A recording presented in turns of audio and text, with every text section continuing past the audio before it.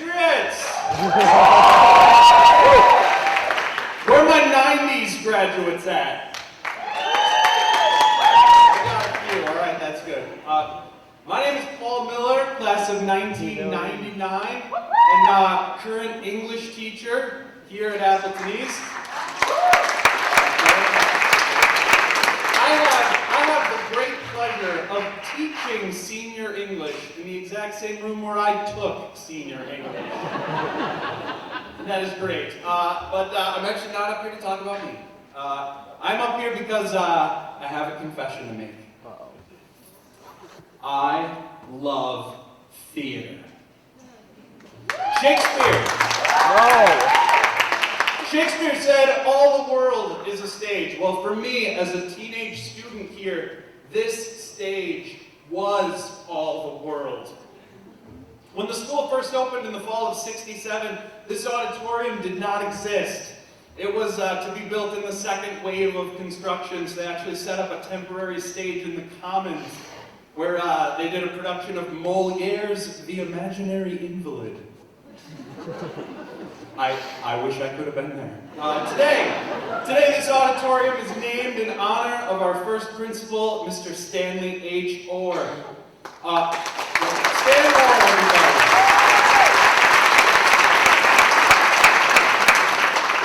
I lived here on these boards for 4 years, and I loved it. It was and is a deep love. Let me put this in perspective for you. My senior year was the fall of 1998. The football team that year went undefeated. We won the conference championship.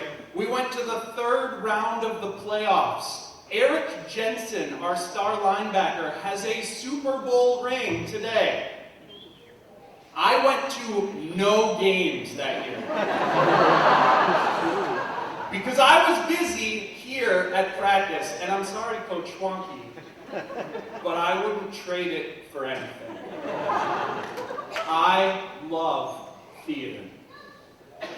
Literature holds a mirror up to nature. It expands our understanding of ourselves and the human condition, but live theater does so with an energy and a mysterious magic between the actor and the audience. In my opinion, the dramatic musical is our highest art form because it combines all of the arts. It takes the literature of the written script and brings it to life with human performance. It has the visual art of scenery, the structural art of architecture, music, both vocal and instrumental. We have dance, we have fashion, we have makeup, we have hairstyling.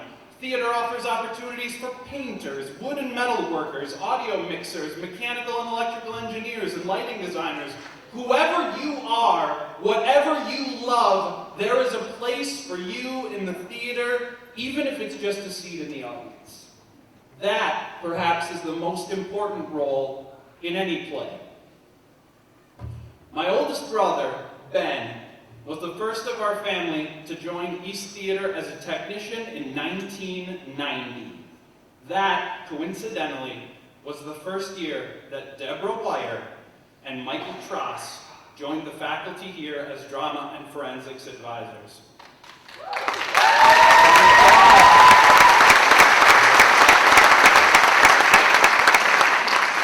Because of my brother, I was lucky enough to see their first show here called Pool's Paradise. I was a Deb and Mike fan from the very beginning. They introduced me to the dramatic musical in 1993 with their production of Fiddler on the Roof starring esteemed alumnus Eric Light. I had the honor of performing in 9 shows here from 95 to 99, including 42nd Street and Hello Dolly. As a graduate, I still come back to feed my love for the dramatic musical with shows like The King and I, My Fair Lady, Crazy for You, The Producers, and In the Heights, to name just a few favorites. For 27 years now, Deb and Mike have made a home for thousands of East students. For more than half of East's 50 years, they have fostered a space for artists of all types to come and make magic. This year, after 65 shows, Deborah Wyer-Tross and Michael Tross have announced that they will be stepping down off East Stage and retiring from East Theater and Forensics and Debate. Perhaps you saw them on the cover of the Post-Crescent this morning.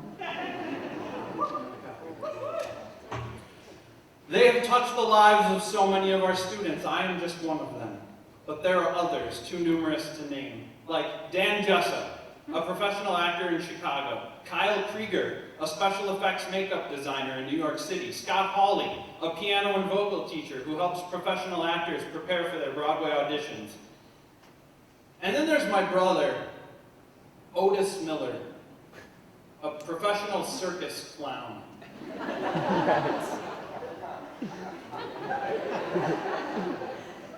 I guess even doctors lose a patient every once in a while. Oh, and by the way, their reach extends beyond the theater. The two are also East Debate and Forensics coaches. In Forensics, they have won the team state championship 8 times and qualified over 300 students to national competition. They are both Hall of Fame coaches in the WFCA, and in 2012, they were awarded the Bruno E. Jacobs Honor by the National Speech and Debate Association. It's essentially, the Lifetime Achievement Award for forensics and debate coaching. No big deal. Perhaps you've seen it. It's the giant silver cup in the trophy case outside that door. But they'll be the first to tell you that they don't do what they do for the awards.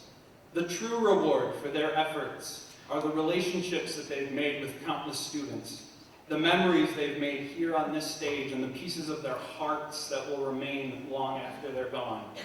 For me, Deb and Mike were those special teachers, the most influential people in all my years of schooling. They're probably the reason I'm a teacher today. They taught me to love theater.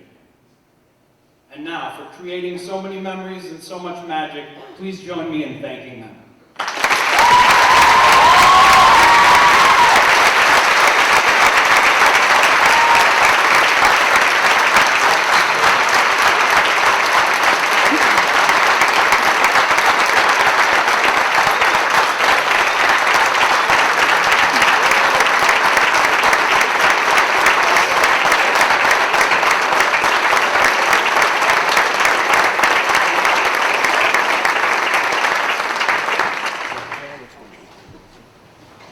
To honor East Theater, here are 2 more theater alums, singing a duet that they first performed here as seniors from a musical they saw on an East Theater trip to New York, singing Written in the Stars from the musical Aida. Here is Angela Harrison Olsen and Rome DeLuce.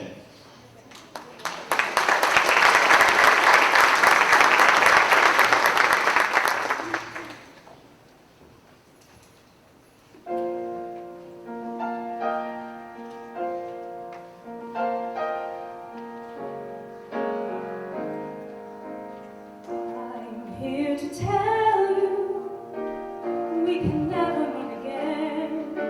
Simple, really, isn't it? A word or two, and then a lifetime of not knowing where, how, why, or when you'll think of me, or speak of me, and wonder what within that someone you once loved so long ago so well. Wonder what I feel as living shuffles by. You don't have to ask me, and I need not reply.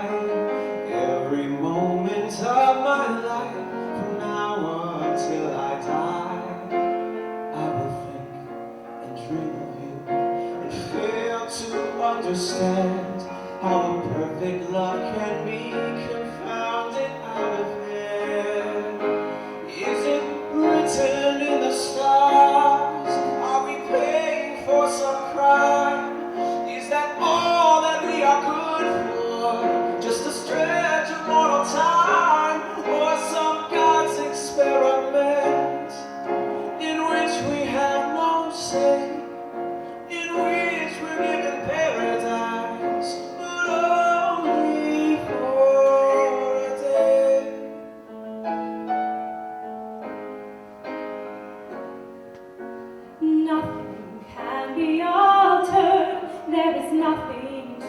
inside. No escape, no change of heart, nor any place to hide. Oh, you are all I ever want, but this I am denied. Sometimes in my darkest thoughts, I wish I never learned what it is to be in love and have that love return.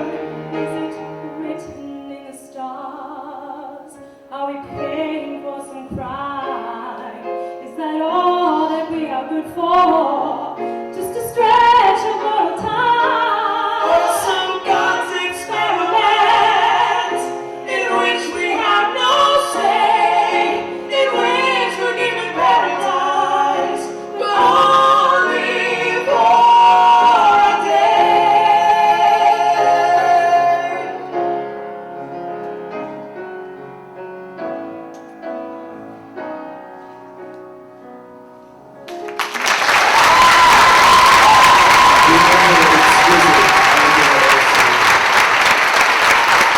Thank you so much, Jamie.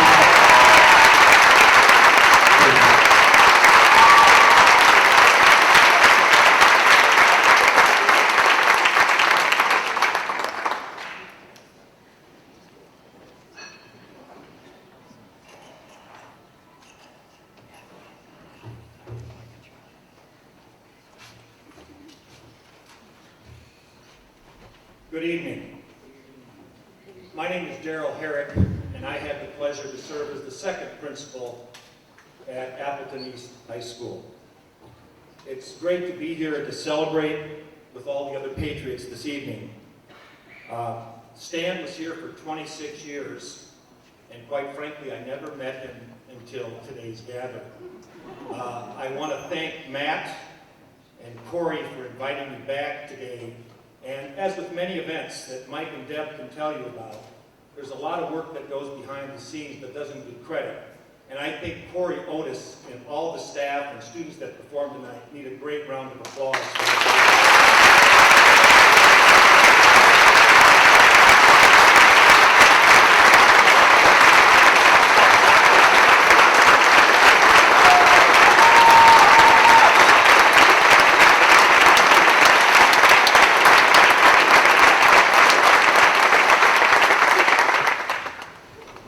You do notice some things coming back, that Pat Schwanke's attire hasn't improved over the years. I do want to thank all the people during my tenure here at East, some tremendous staff, some great teachers, and certainly some great students. But I want to do a special shout out to the administrators that I worked with over my time here. Justin Stanifer, Barb Lidke, Craig Warwick, Dick Fahrenholtz, Becky Walker, and Tim Zackow. Also, there are a couple of key staff members that I saw today that couldn't be here this evening, and that is Barry Bausch, and Mike Hoffensberger, Hoppy, who probably, to me, emulate some of the compassion that Matt talked about tonight. They are absolutely great educators, deeply care about kids, very compassionate people, and amplify everything good about Appleton East. There are many things I was very thankful for and proud of during my time at Appleton East, too many to share in this brief time. But I remember going through a process, for some of you who were back here then, changing attendance protocols, incorporating study halls, or academic study time as we called them, in my second year as principal. I also was fortunate to receive from the state of Wisconsin, we were one of 5 schools to receive super school technology grants that I had nothing to do with. I was just a recipient, and gave this staff and students a wonderful opportunity to work in some innovation with technology that has been advanced throughout the state as a result of the work here. We also did some cultural things that were kind of unique. Back then, we had one school song, and some of the people in the choir department helped work with us, and at some pep assemblies introduced a fight song that we now have here. I don't know how many people are aware of that. If I was to choose one event that may have captured both the challenge and the joy during my time at East, it was the graduation ceremony. And it's interesting that Mr. Vogel talked about some of the things at graduation. My first year, we wanted to change the expectations for the commencement exercise. So we had staff, parents, any senior who wanted to be on a committee to work on those expectations. The first year was kind of a challenge. The students here had a little history of rebellion, I'll say, and at that ceremony, during the middle of the ceremony, I was on stage, and off to my left, I looked, and I saw Jim Hikes, the choral director at that time, look down, and as I looked over, there was a mouse that a student had let go, and only people in that area saw it. Jim Hikes scooped it up, and I think only the people in that area knew during the whole ceremony that that had happened. But I talked to Jim about it today, and we both had a laugh about it. My last year, I was completing my doctoral degree, and the students had what they always call the principal's gift. And that year, they all walked on stage, put Band-Aids on me, and at the end of it, the last three kids brought me a scrub outfit from an operating room, and I think it was Carol Noble's daughter that was part of that. And Dr. Tom Scullen was a superintendent then, and he turned to me and goes, "Hey, the kids will go wild if you put the scrubs on." He didn't think I would. I kicked off my shoes and put them on, and the kids went wild, and it was great fun. And just to prove to you that that's still important to me, this is what it looked like back then.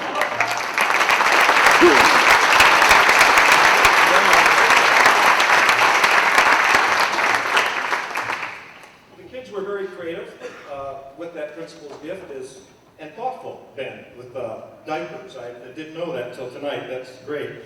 One year we went to a new pass system. The kids wrote out a pass telling me where they were going after graduation. I have every one of those passes in a plaque in my home. One year they gave me golf balls. Mr. Howenstein will probably testify that I am not a golfer, so I don't know where they got that information, but they also gave me messages. And I have those in a wooden thing, many as I could put into it, all those golf balls. And I did have one, and I could trace who the student was because it said it's good for one free beer at Hank and Karen's. Those were really great memories and great kids, and I really appreciate that. I also fondly remember, after that first year, students, both male and female, that gave me hugs during the conferral of diplomas. One year we had a very large football young man who actually picked me up, and I'm here, and this is him. He went like this, and I thought we were going over, and so I'm thinking as we're going to fall, how do we recoup on stage in front of all these people? Fortunately, he caught his balance very strong and set me back down, and I appreciate that. At the other end of the spectrum, there was a student here named Amanda Close. And I got to know Amanda pretty well, and when she crossed the stage, she gave me a hug with so much emotion that I actually had tears in my eyes that night on stage. It was very powerful. The kids were just super. We also had a student, a young lady who was battling cancer during her high school career. As Jolene Anderson crossed the stage that evening to receive her diploma, all of the other graduates spontaneously stood up and gave her a long-deserved standing ovation. That truly, to me, reflected the quality of our students and elevated the commencement ceremony to a level I've never seen at any school I've ever worked. On graduation day, Jolene gave me a letter, and she finished the letter with this quote: "I will never forget you if you never forget me." Jolene, I have never forgot you, and I've never forgot all the great memories in my wonderful years at Appleton East. And for that, I thank all of you very much. Excuse me, it was a pretty powerful and emotional time for me with her. And as Marie Mueller would say, thank you, and I'll Wiedersehen.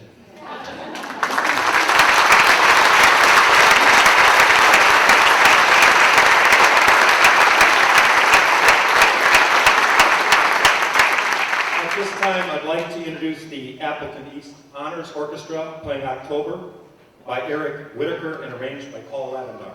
Thank you and have a great night.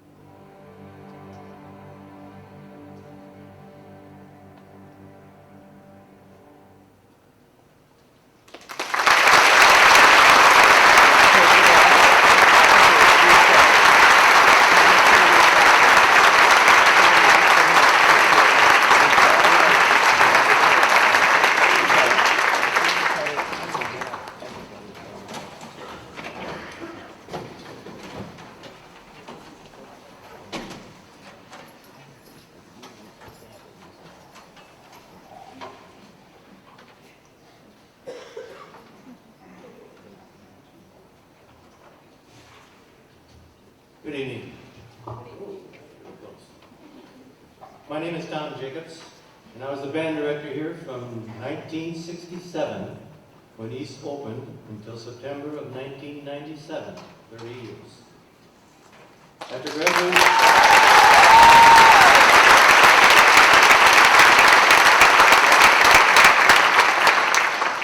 graduating from the University of Wisconsin-Milwaukee, I took my first teaching job in Las Vegas, Nevada. After a year there, I met with Frank Camella, supervisor of music here in Appleton, and my former high school band director. Yes, I am an Appleton native. Frank told me that Appleton was going to build a new high school in 3 years, and that the new band director would be chosen from the present staff. So if I had any thoughts about applying for that job, I should take the job at Wilson Junior High School for the fall of 1964. Well, as things turned out, Stan Orr, the new principal at East, did select me to become the new band director at East High School. What a thrill. The energy, enthusiasm, excitement at the opening of East High was electric. All I had to do was direct that energy into the goals I had set for the band. The first major accomplishment for the East Band was to perform at a Green Bay Packer game. And I believe that the East Band is the only band from Appleton to do that feat. Next came the Appleton East Goes South for the Orange Bowl parade. I would like to make a side note that when we came back from the Orange Bowl, the percussion players were bringing all of their equipment into the band room. And normally a percussion player can lift one box of drums with no problem. It took 2 boys for each box. I said to them, "What's going on? Open up that box." Each drum box was filled with oranges and grapefruit.